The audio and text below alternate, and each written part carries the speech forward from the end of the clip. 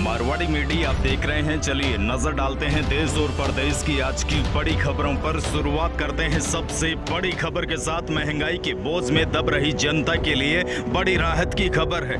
Petrol diesel पर घटाई excise duty के बाद अब कमर्शियल उपयोग की गैस की कीमतें भी कम हो गई है। तेल कंपनियों ने कमर्शियल गैस सिलेंडर की कीमतें 126.50 रुपए कम कर दी है। इस निर्णय के बाद अब 19 किलो का कमर्शियल गैस सिलेंडर 2238 रुपए में मिलेगा। एलपीजी फेडरेशन ऑफ राजस्थान के महासचिव कार्तिक की गौड़ ने यह जानकारी दी है। और देखिए राहत की बात यह भी है, घरेलू गैस सिलेंडर की कीमतों में भी कोई बदलाव नहीं किया गया है। घरेलू उपयोग में काम आने वाला 14.2 किलोग्राम का सिलेंडर अभी भी बाजार में 1006.50 रुपए में मिल रहा है। हालांकि अगर घरेलू गैस सिलेंडर में सरकार और कंपनियां अगर कीमतें कम करती तो इसका सीधा फायदा आम जन को होता। दूसरी बड़ी खबर, राजस्थान माध्यमिक शिक्षा बोर्ड ने सीनियर सेकेंडरी एग्जाम का रिजल्ट जारी कर दिया है। इस साल साइंस में 96.53 व कॉमर्स में 97.53% स्टूडेंट पास हुए हैं। और देखिए हर बार की तरह लड़कियों ने इस साल भी शानदार प्रदर्शन करते हुए लड़कों को पीछे छोड़ दिया है। साइंस में लड़कियों का पासिंग प्रतिशत 97.57 रहा, जबकि लड़कों का 95.98% ही रहा। साथ ही मैं आपको बता दूं 12वीं कॉमर्स के रिजल्ट में बूंदी जिले का जलवा एक बार फिर दिखाई दिया। 100% परिणाम हासिल कर बूंदी जिले ने नया कीर्तिमान रचा। यहाँ पर सभी छात्र छात्राएं उत्तीर्ण हुए हैं। साथ ही मैं आपको यह भी जानकारी दे दूं 12वीं आर्ट्स के रिजल्ट भी 15 जून से पहले आने की संभावना है। और 5वीं और 8वीं के रिजल्ट अब कभी भी जारी हो सकते हैं। एक और बड़ी खबर आपको दे दूं, राजस्थान में 10वीं और 12वीं के स्टूडेंट छात्रवृत्ति का फायदा उठा सकते हैं। यानी कि सरकार की तरफ से आपको कुछ पैसा मिलेगा। राजस्थान स्कॉलरशिप योजना सरकार ने आर्थिक रूप से कमजोर बच्चों को मदद देने के लिए शुरू की है। इस योजना की मदद से राज्य के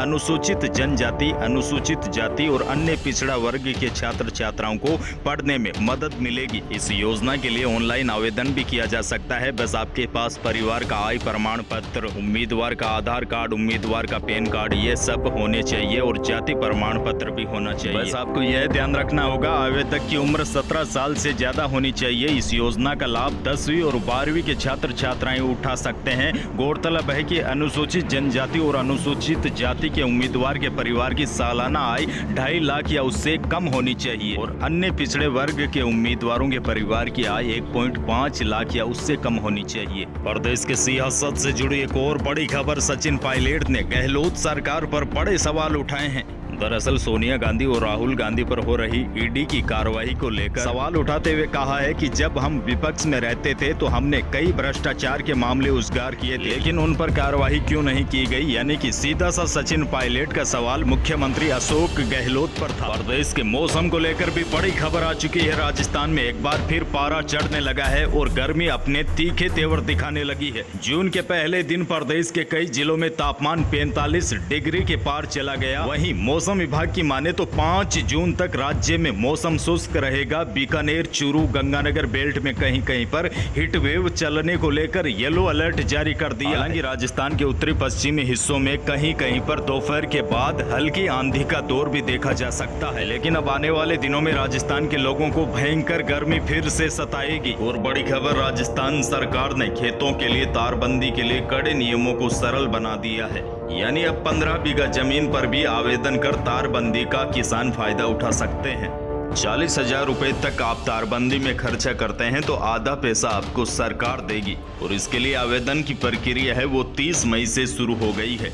अगली बड़ी खबर, प्रदेश के जिन पंचायत मुख्यालयों पर आज तक रोडवेज की सुविधा नहीं है, अब उनके लिए भी अच्छी खबर है। उन्हें प्राइवेट बसों का भारी भरकम और मनमर्जी का किराया नहीं देना पड़ेगा। राजस्थान रोडवेज इसी साल से सभी पंचायतों तक रोडवेज की सेवा शुरू कर देगी। परिवहन मंत्री ब्रजेंद्र ओला ने बताया है कि कांग्रेस के जन घोषणा पत्र में इसे वादा किया था कि ग्रामीण बस सेवा शुरू करेंगे, इसलिए अब इस दिशा में काफी काम हो गया है। इसके बाद अब चरणबद्ध तरीके से अगस्त महीने में ग्रामीण बस सेवा शुरू की जाएगी, जो अक्टूबर तक पूरे प्रदेश में पूरे करने का लक्ष्य सरकार ने रखा है। यानी कि जिन गांवों में अब तक रोडवेज नहीं चलती थी, अब आपको उन गांवों में भी रोडवेज चलती हुई दिखाई देगी। तो यही थी आज की बड़ी खबरें। वीडियो को लाइक जरूर कीजिएगा और चैनल पर नए हैं तो सब्सक्राइब कर लीजिए ताकि आप अपडेट रहे बड़ी खबरों से। धन्यवाद।